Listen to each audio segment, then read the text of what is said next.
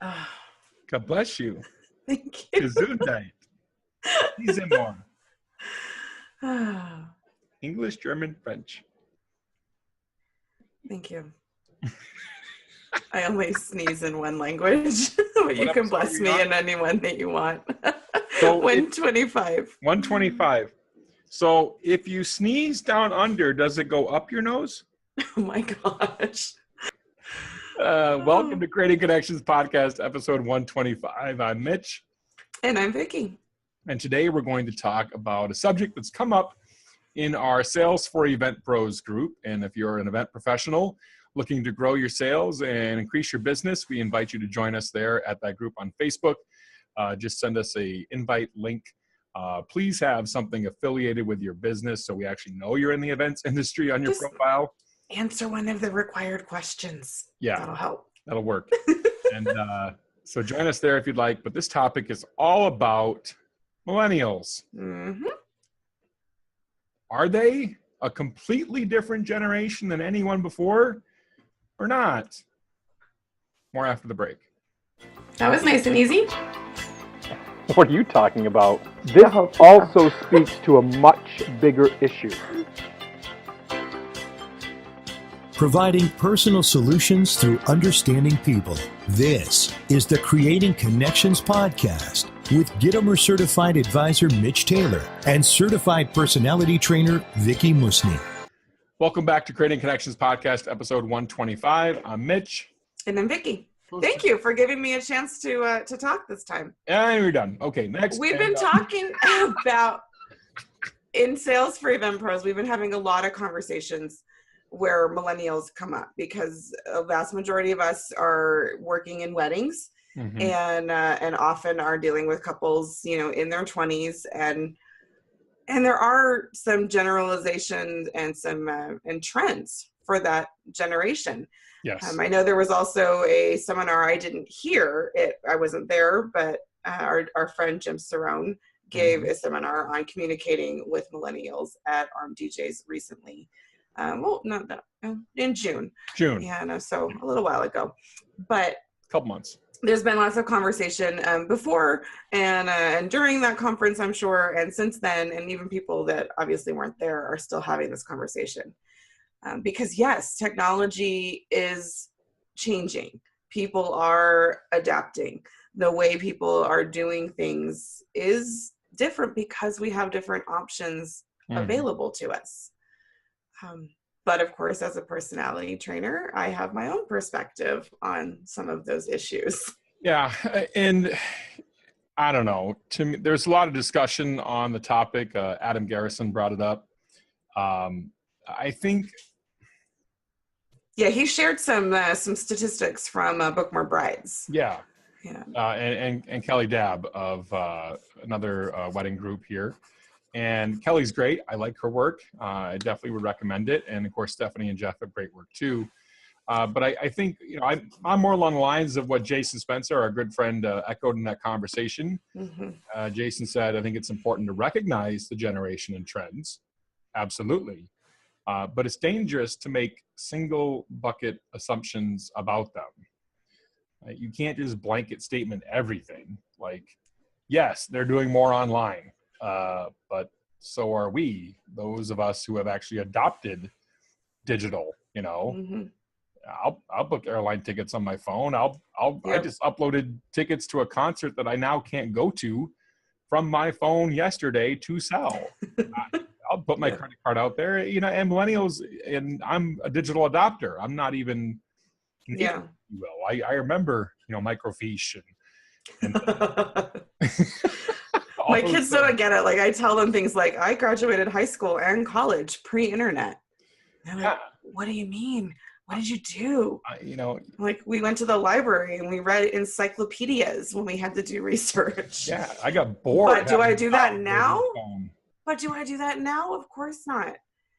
Do I use my phone for making phone calls? Yes. But do I use it for everything else? Absolutely. Yeah. But again, I think, and this goes back to, yes, there are trends, times are changing, and there is a generation of people who don't remember not having certain technologies available. Yeah. They don't remember carrying a Thomas guide around in their car in case they needed to look at a map to figure out where they were going to go. What's a Thomas guide? Are you serious? Yeah. The book of maps where they had the grid of you.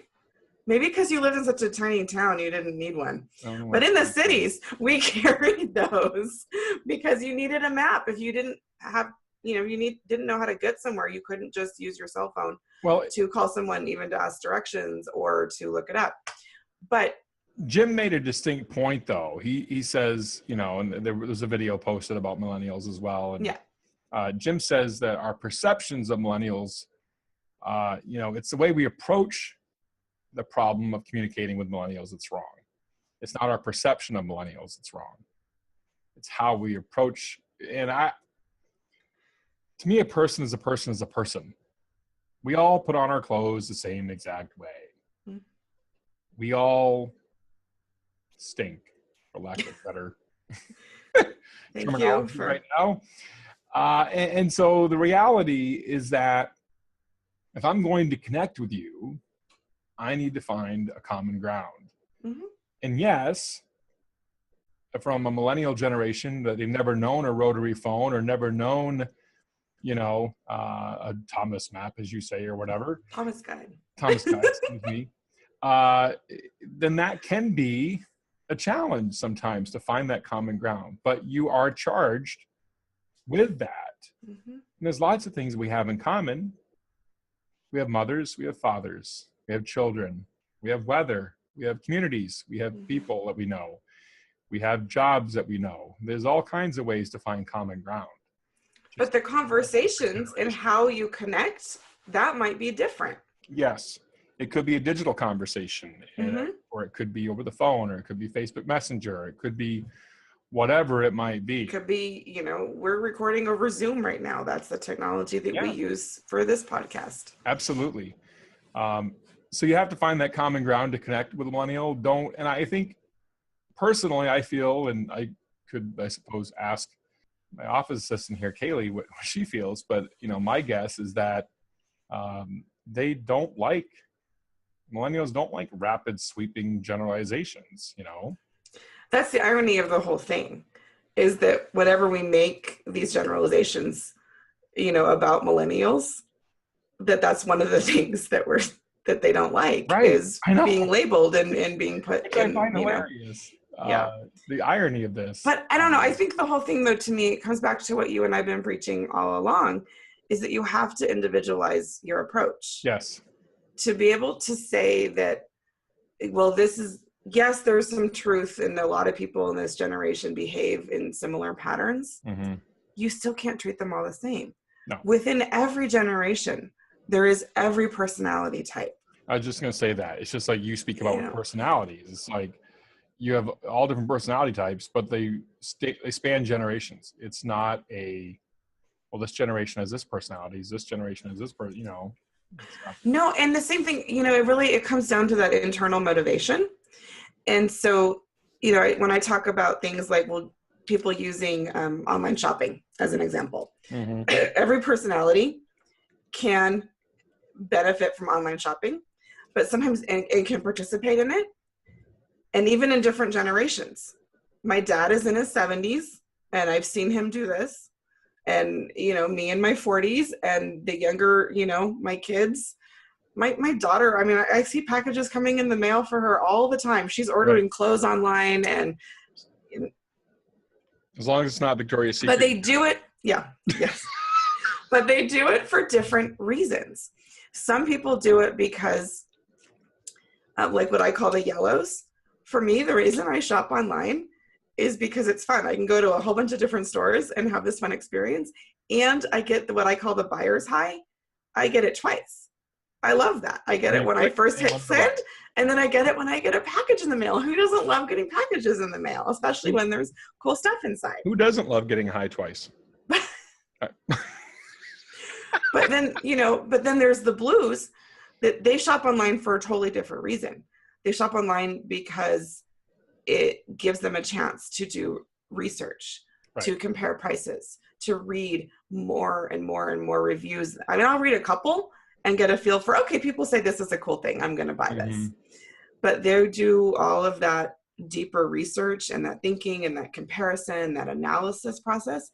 They can do that online. And again, it doesn't matter what generation you are. Right. The motivation for doing it and participating in that technology can be based on your personality. Absolutely. For reds, it's because it's efficient. For greens, it's because it's easy. Mm-hmm. My son will do something online just so he doesn't have to talk to people. Right. Because that's his personality, you know? Whereas for me, I use my online and my technology to create more conversations with a broader number of people because that's my personality. So I guess the point here is understand the person, not the generation.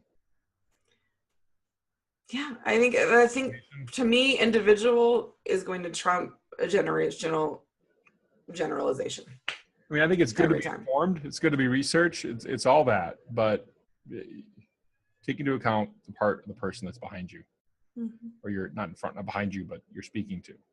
Yeah. Take into heart that person. That's the important point. So that's it for today. Thank you so much for joining us for Creating Connections podcast. I'm Mitch. And I'm Vicky. And we will see you next week. This is the podcast providing personal solutions through understanding people better, creating connections. We'll see you next time. Have a great one. Thank you for listening to the Creating Connections podcast with Gitomer Certified Advisor Mitch Taylor and Certified Personality Trainer Vicky Musni. For more information on providing personal solutions through understanding people better, visit creatingconnections.biz.